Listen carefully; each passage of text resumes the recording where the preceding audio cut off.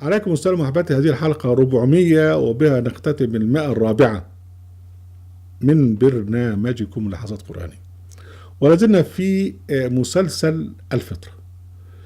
وقد قلنا في الحلقة السابقة أن الكفر لا يعني إنكار وجود الله سبحانه وتعالى أو الإلحاد بالمفهوم اللي ماشي في الأيام دي، ولكنه يعني أن تغطي، من كفر بمعنى يغطي، أن تغطي الفطرة بالإيمان بغير الله مع الله.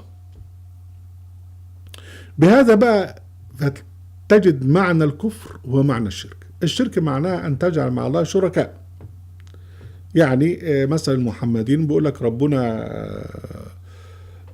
يوم القيامة بيعطي محمد بقى الفرصة انه يشفع وبتاع، وربنا يقول دول يخش جهنم، محمد يقول لا معلش وبتاع فيخش.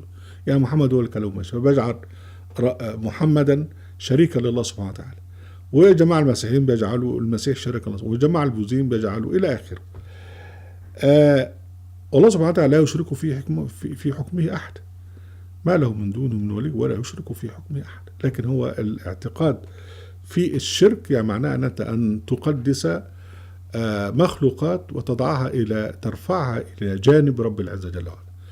وحين تفضل نبيا على بقية الأنبياء وتفرق بين الله ورسله، فقد ألهت ذلك النبي أو ذلك الرسول ورفعته إلى مستوى رب العزة جل وعلا، وبذلك دي بداية الكفر وبداية الشرك.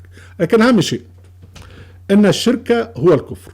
الشرك أن أنت تأخذ أو تتخذ أولياء مع الله، والله وحده هو الولي ويحيي الموتى وعلى كل شيء قدير. والكفر انك انت تغطي بهذا لا اله الا الله. فالشرك هو الكفر مع بعض، لكن الالفاظ يعني مترادفه. ويعني حتى يعني نؤيد هذا بما جاء في القرآن الكريم. اقرأ اوائل سورة التوبة: براءة من الله ورسوله الى الذين عاهدتم من المشركين. يعني اللي انت عاهدتم من المشركين.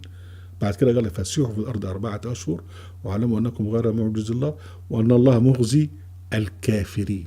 إذا المشركين في الآية الأولى هم الكافرين في الآية الثانية. بعد كده في الآية الثالثة وأذان من الله ورسوله إلى الناس يوم الحج الأكبر إن الله بريء من المشركين ورسوله فإن تبتم فخير لكم وإن توليتم فإنكم غير معجز الله وبشر الذين كفروا بعذاب أليم. يبقى في الآية الثالثة بتلاقي المشركين وتلاقي الذين كفروا، وفي الآية الأولى مشركين، الآية الثانية بيقول لك كافرين. إذا الكافرين والمشركين هو نفس المعنى. وحتى في الآية 17 من سورة التوبة يقول سبحانه وتعالى ما كان المشركين أن يعمروا مساجد الله شاهدين على أنفسهم بالكفر أولئك حبطت أعمالهم وفي النار هم خالدون. ما كان المشركين أن يعمروا مساجد الله، يعني الجماعة اللي هم بيقول لك تبرع يا أخي لبناء مسجد نفق شبر، وتبرع يا أخي كذا من مش عارف إيه والكلام ده. جماعة اللي هم بيجمعوا فلوس من الناس. ربنا سبحانه وتعالى هم لأنهم يتخذون المساجد بقى مساجد وهابية وتدعو إلى الدين الأرضي إلى آخره. فربنا سبحانه وتعالى يقول ما كان المشركين أن يعمروا مساجد الله شاهدين على أنفسهم بالكفر أن هم فيما يعني يستخدمون هذه المساجد مساجد الضرار في الإضلال. هذا ما كانت تفعله قريش. يعني وأن ربنا سبحانه وتعالى في سورة الجن يقول وأن المساجد الله فلا تدعو مع الله أحد. هم كانوا يدعون المساجد مش لله وحده، لا للأولياء التانيين. عشان كده لما محمد عليه السلام وقف وقال لهم لا ما يصحش ان المساجد الله تعالى كانوا يكونون عليه لبدا، وانه لما قام عبد الله يدعوه كانوا يكونون عليه لبدا. فده الشرك، وده ايضا الكفر. ما كان المشركين ان يعمروا مساجد الله شاهدين على انفسهم بالكفر. فالشرك هو الكفر. ومؤمن آل فرعون حين دعا قومه الى لا اله الا الله قال لهم يا قومي، ولما يأس منهم وقال يعني قال لهم ويا قومي ما لي أدعوكم إلى النجاة وتدعونني إلى النار. وهو بيدعوهم إلى لا إله إلا الله، هم بيدعوه إلى عبادة الآلهة المصرية القديمة والعبادة فرعون إلى آخره. يقول لهم تدعونني لأكفر بالله وأشرك به ما ليس لي به علم ولا أدعوكم إلى هذه الأغفار. قال تدعونني لأكفر بالله وأشرك به، فالكفر هو الشرك. وفي قصة صاحب الجنتين في سورة الكهف اللي هو كان مقترب الجنتين وبسبب نعمة الجنتين كفر، فربنا سبحانه وتعالى يقول إيه؟ ودخل جنته وظالم لنفسه قال ما أظن أن تبيد هذه أبدا وما أظن الساعة قائمة ولئن رددت إلى ربي، إذن هو مؤمن بربنا، لأجدن خيرا منها منقلبا. يعني ربنا هيديني بقى، يعني قال لك ما أظن ساعة قائمة، ما افتكرش إن في ساعة، وحتى لو كان في ساعة ورجعت لربي ربي هيديني أحسن منها.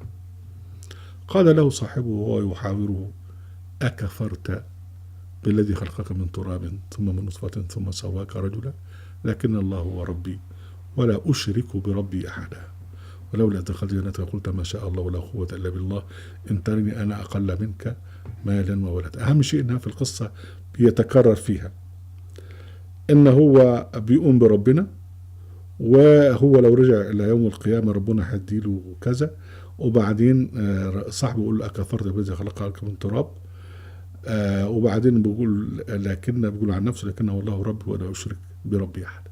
يعني إذا الكفر والشرك والاثنين بمعنى واحد.